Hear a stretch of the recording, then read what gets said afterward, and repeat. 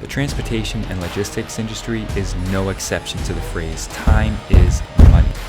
In our previous video, we talked about all the features that are unlocked when eRIGS is utilized within your fleet. From document submitting, status updates, and providing vital information, you may be wondering, how do I begin?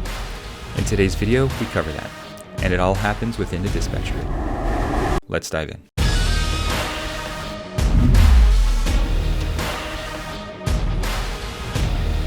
What's up everyone, Michael Rodnick here with Evans Network Training and Development, and welcome to another ETS video. Today we're going to be talking about the other side of eRIGS. In our previous video, we talked about all that eRIGS allows, what you unlock when you use this within your operations, and the tools that you give your drivers. Let's talk about how to get that engine started in this video. And that all is going to happen on the dispatch grid. But before we begin, let's talk about one of the most common questions you are going to get from your drivers when it comes to eRIGS. What is my username and password? Now in our previous video, we talked about how a driver can request this information from our tech deck or email directly to you through Evans Pitstop.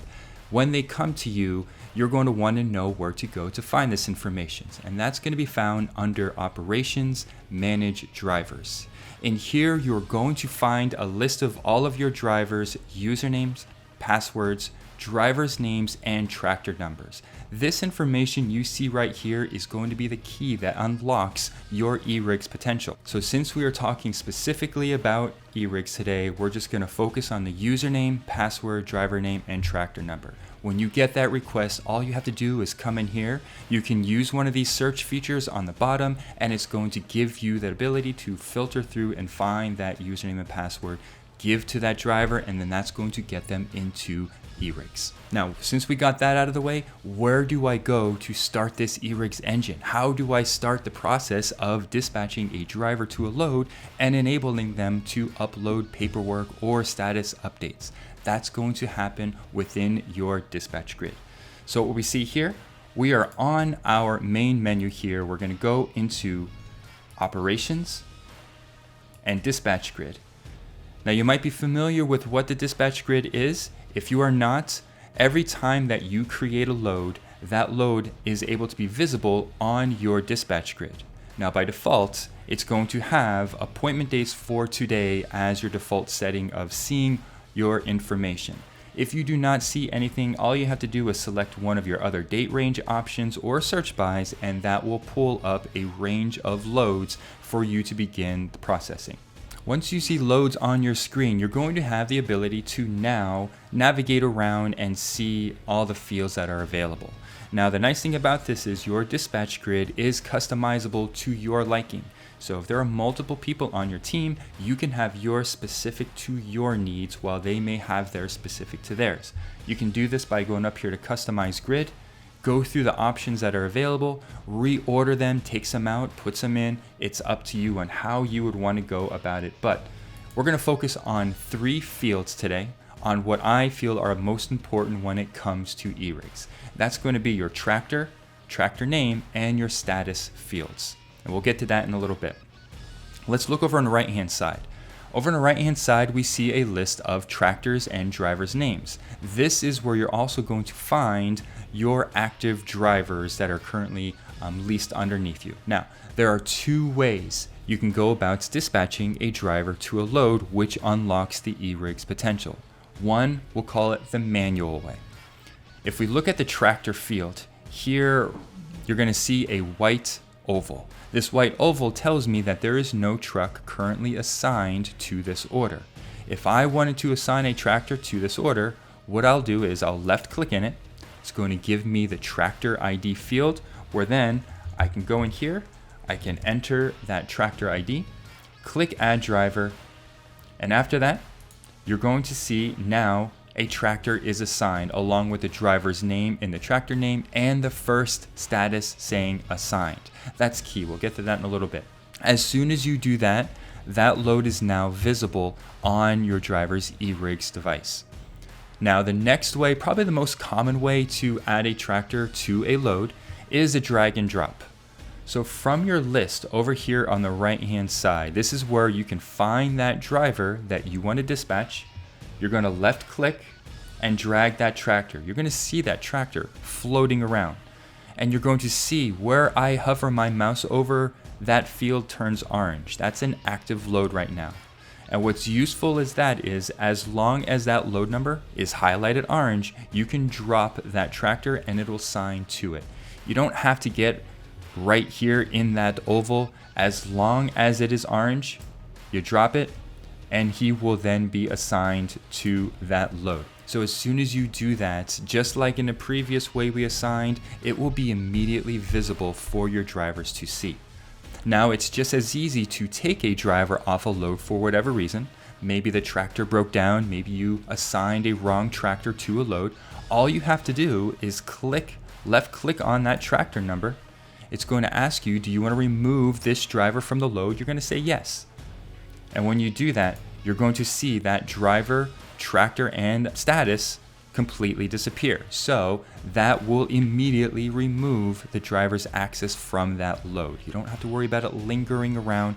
If you manually pull that truck from a load, that driver will no longer be able to see that load on eRIGS. Now, one thing that I encourage dispatchers to do is to download eRIGS and put it on their device, because this is going to give you the ability to see through the lens of your driver when you assign that truck to a load. For instance, that's one of the ways that I train drivers over the phone. I have eRIGS on my device. I'll log in as them. I'll go into Manage Driver, find their username and password if they're not aware of it, and then I'll trail them. I'll ask leading questions. I'll follow them in, or if they're saying they can't see their load, I'll log in as them and see what they see. It'll give me an idea of what's going on to know what the next steps are. So it's also a great way for maybe you to train a driver if they come into the office and you just want to show them how to do the basics about logging in, accepting a load, uploading documents. Having the ability to put yourselves in their shoes to see the tasks that they're going to do regularly is going to be a better way to train, and just be aware of the accessibility points that are available within eRIGS. So each time your driver uploads a document in eRIGS, you will be able to go into that load, click on View Documents, and all of those documents will be visible in there. Another thing that I really recommend, if you're interested in eRIGS, let us know, because we can blind copy you in on all documents that are submitted via eRIGS. So you don't have to keep going into that View Documents folder to see if a driver uploaded the document. You'll get a copy of that in email within 5 minutes of them submitting it. And I find that really useful because you don't have to live in the agent portal. You'll get that email, set up a rule in your email that it goes into a specific folder, and that's going to provide you a way to see what is in there before it even gets into the system, right? So you'll get it before it even makes it to the load. So that's going to keep you posted live with that kind of information. And if your customer wants a copy right away, you can just forward that email right off to them, and then they'll get a copy of that billing document, signed POD, or whatever it might be that they're looking for. Same with status updates. You see the status field here. The first status is going to be assigned when you dispatch a truck to the load. When you see the word commit in that status field, that's going to tell you that a driver has logged into eRIGS, viewed that load, and clicked accept. And when they click accept, they're committing to doing it. They're committing to providing you with that driver paperwork, and they're committing to providing any information that is needed. If you want to go even a step further to see when they did that, you can click on that status, come down here to status history, and it's going to give you a breakthrough of the times that those statuses have been completed. If you see a username in this field, that means someone within your team, within the office, has submitted that particular status or submitted different appointments or pickup times. When you see eRIGS next to a tractor number in that far right-hand corner, that's going to tell you that eRIGS account has submitted that particular update. The difference between the date, time, and the entered fields, the date and times are if a manual adjustment has been made to the time they wanted to submit, versus the entered is when they submitted that time. So in other words, let's say I'm playing catch up on my updates. All of my updates are going to be entered in at a certain times, while my date and time fields may be a couple hours apart because I'm playing catch up with it. So some of the best features with eRIGS is the ability to get that document or documents in the system eliminating the wait game of trying to find out when your driver is going to be able to get you those documents, drop them off at the office, or get to a truck stop to scan them over. eRIGS puts the tools in your driver's hands to submit those documents on the road remotely and act as an extension to your team in the office. It's as if they have a scanner right there with them to submit that for you. Just think about the pile of paperwork that you normally scan. Think about that shrinking, where you could put more times in looking at reports or maybe recruiting drivers, vetting customers. It's going to free up time. It also gives your drivers a sense of ownership and pride, knowing that they are participating in such a way that is ensuring that the paperwork gets to where it needs to go.